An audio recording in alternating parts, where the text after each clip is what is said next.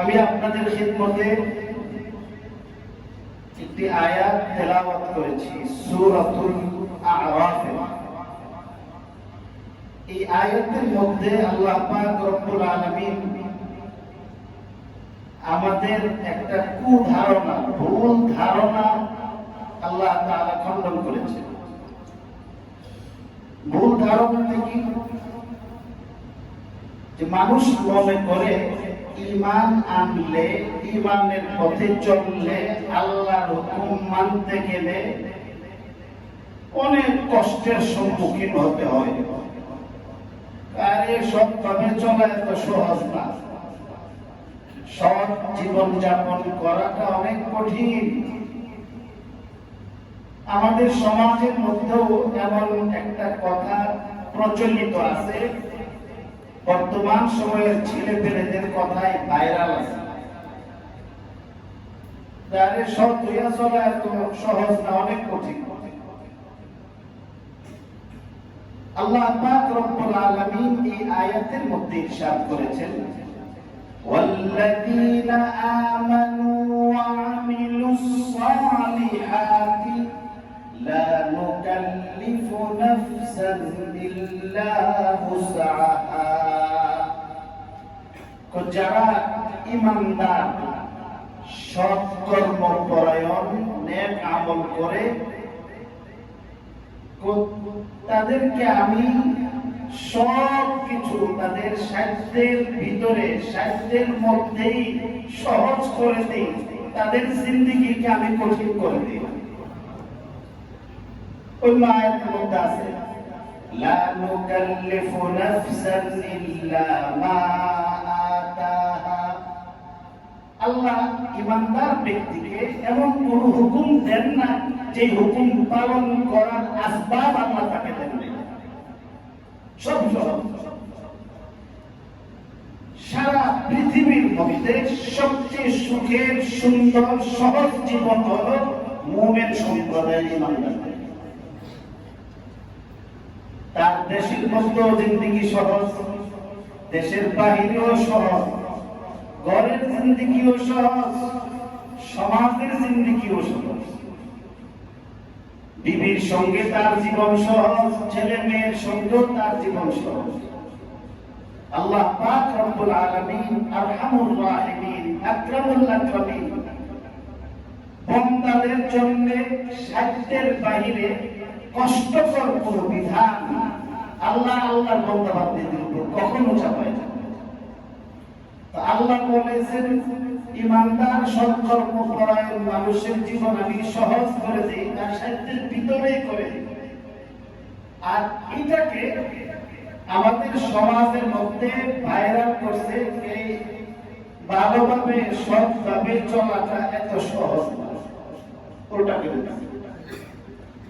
আমাদের এই সমাজের মধ্যে অনেক কিছু না জেনে আল্লাহ এবং আল্লাহর রাসূল এবং শরীয়তের বিধানের খেলাফ অনেক কথা প্রচলিত আছে এবং আমরা বিশ্বাস করি, এবং এটাকে আমরা ভদ্রতার অংশ বানাই না।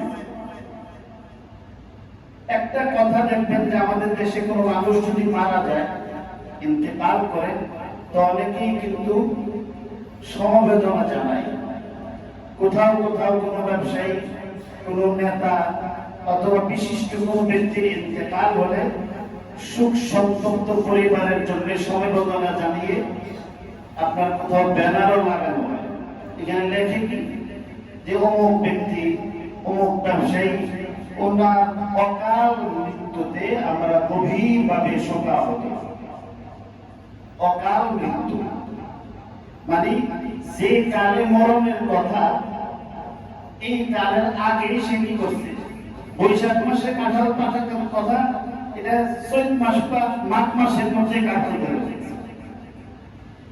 কোরআন হাদিসের শিক্ষা, মুসলমানদের বিশ্বাস, আমরা সবাই বিশ্বাস করি যে একজন ব্যক্তি মৃত্যুর জন্য আল্লাহর পক্ষ থেকে বরাদ্দ সুনির্দিষ্ট সময়ে 1 সেকেন্ড আগে 1 সেকেন্ড পরে মৃত্যুবরণ করার কোন সুযোগ নেই।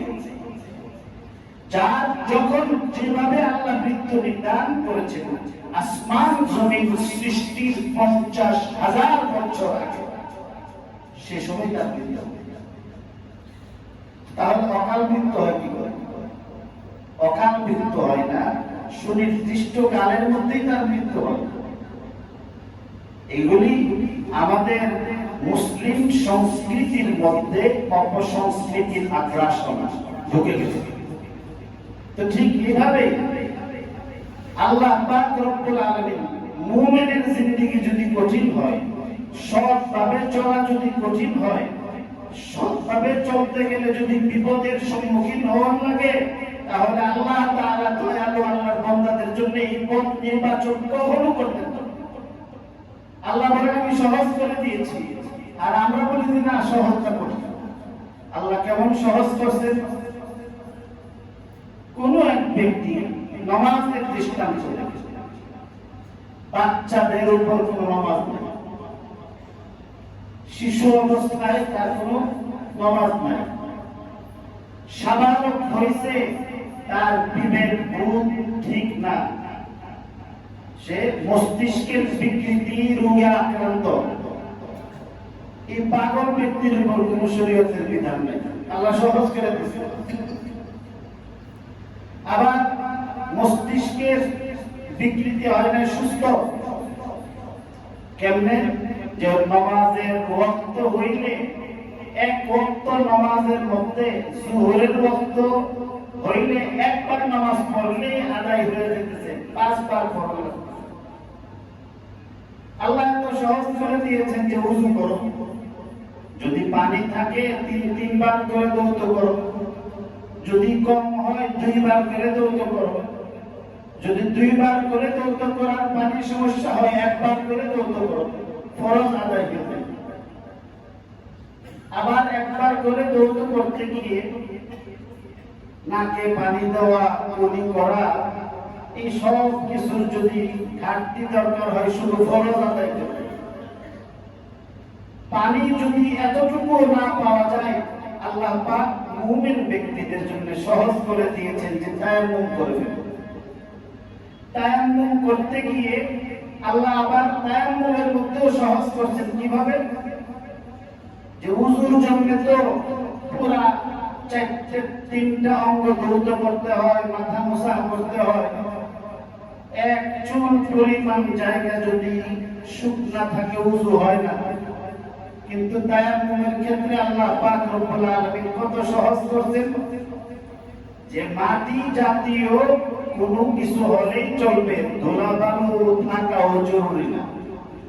হাত একবার এভাবে দিবে, মুখের মধ্যে এই হাত ধুলাই দেবে, আরেকবার মাটি বা মাটি জাতীয় জিনিসের মধ্যে এভাবে হাত রেখে বাস এভাবে ডান হাত বাম হাত তুমি মুসাহ করে দিবে। আল্লাহ পাক রব্বুল আলামিন তোমাকে পবিত্র হিসাবে ঘোষণা দিয়ে দিয়েছেন। সহজ করে দিয়েছেন। নামাজের মধ্যে এই অবস্থায় যদি কোনো ব্যক্তি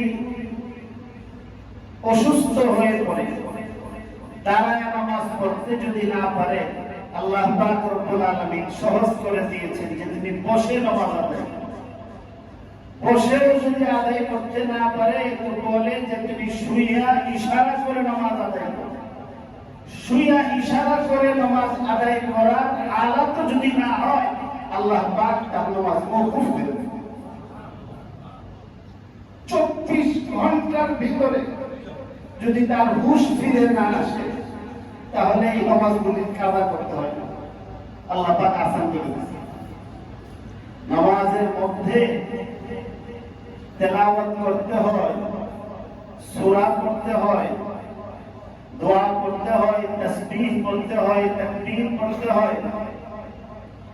তো যদি কোনো ব্যক্তি তার জবান যদি ক্ষতিগ্রস্ত হয়ে থাকে, বাক রুদ্ধ হয়, বাক প্রতিবন্ধী বোবা ব্যক্তি, কথাই তো বলতে পারে না, এই জন্য আল্লাহ পাক রব্বুল আলামিন নামাজ পড়াটাকে সহজ করে দিয়েছেন, যে তার আওয়াজ করে তেলাওয়াতের প্রয়োজন করবে না।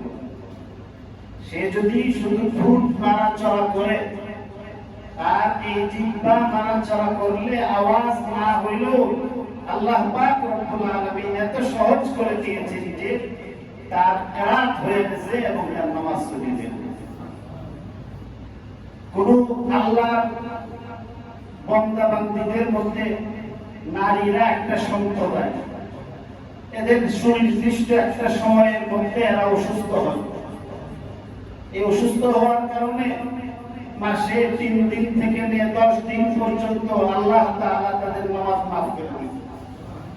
সন্তান হয়েছে কঠিন ভাবে, এই সময়ের মধ্যে মায়েদের যখন সন্তান ভূমিষ্ঠ হয়, এটা এত কঠিন মুহূর্ত যে অবস্থায় ইন্তেকাল করবে আল্লাহ তাআলা তাকে শাহাদাতের মর্যাদা দিয়া বিনা হিসাবে বেহেশতি বানায় দেন।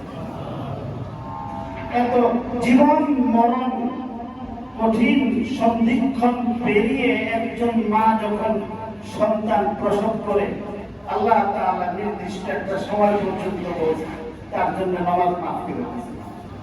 রোজার মাস হইলে আল্লাহ পাক রব্বুল আলামিন এই রোজা তার জন্য সহজ করে দিয়েছেন যে এখন রোজা রাখার দরকার নাই, পরে রোজা কাজা করবে। আবার যদি সন্তানও হয়েছে অনেক সময় পার হয়ে গেছে এবং মাসে মাসে যে সমস্ত প্রাকৃতিক কারণে মহিলাদের নামাজ বন্ধ থাকে এবং প্রাকৃতিক কোনো কারণও যদি না থাকে, কুলে দুধের বাচ্চা, এই বাচ্চাদের জীবন রক্ষা করার জন্য মা অনেক চেষ্টা করে, মার মন পড়ে থাকে। এই জন্যে দুগ্ধ দানকারী নারীদের জন্য রমজান শরীফের মধ্যে রোজা শিথিল করে দেন আল্লাহ পাক রব্বুল আলামিন। এটা তো নামাজ দিয়ে দেখায়। অপরদিকে একজন ইমানদার ব্যক্তিকে ঈমানের বরকতে আল্লাহ পাক রব্বুল আলামিন দুনিয়ার জিন্দেগি সহজ করে দেন, তাকে হায়াতে তাইয়্যিবা দান করেন, সফল জীবন দান করেন। অন্য আয়াতে আল্লাহ পাক বলেন, মান আমিলা সালিহাম মিন যাকারিন আও উনসা ওয়া হুয়া মুমিন, মান আমিলা সালিহাম মিন যাকারিন আও উনসা ওয়া হুয়া মুমিন ফালানুহ্যিয়ান্নাহু হায়াতান তাইয়্যিবা। যে ব্যক্তি ইমানদার সৎকর্ম করে আমি তাকে হায়াতে তাইয়্যিবা সফল জীবন দান করব। সফল জীবন মানে তার রিজিকের ক্ষেত্রে আল্লাহ তাকে সফল করে দিবেন, সংসারের দিক থেকে আল্লাহ তাকে সফল করে দিবেন, সন্তানের দিক থেকে আল্লাহ তাকে সফল করে দিবেন, দুনিয়ায় চলার ক্ষেত্রে আল্লাহ পাক রব্বুল আলামিন তাকে এমন স্থান থেকে সাহায্য সহযোগিতা পাঠাবেন যেখান থেকে সাহায্য আসার সে কল্পনা করবে। কিভাবে? আল্লাহ পাক রব্বুল আলামিন ইমানদার ব্যক্তিকে সর্বপ্রথম কানাআতের জিন্দেগি দান করেন, অল্পে তুষ্ট থাকার বৈশিষ্ট্য প্রদান করেন, তার চাহিদা করেন। আল্লাহ পাক তার চাহিদাটাকে প্রথমে কি করছেন? একটা নিয়ন্ত্রণের মধ্যে নিয়ে আসছে। সে অনেক কিছুই চাই, আবার সেই বিশ্বাস করে যে আমি চাইলেই আমি সবকিছু লাভ করতে পারি না, আর না চাইলেই আমি ত্যাগও করতে পারবো। আমার আল্লাহ আমাকে যা দিবেন সেটাই আমার জন্য আসবে।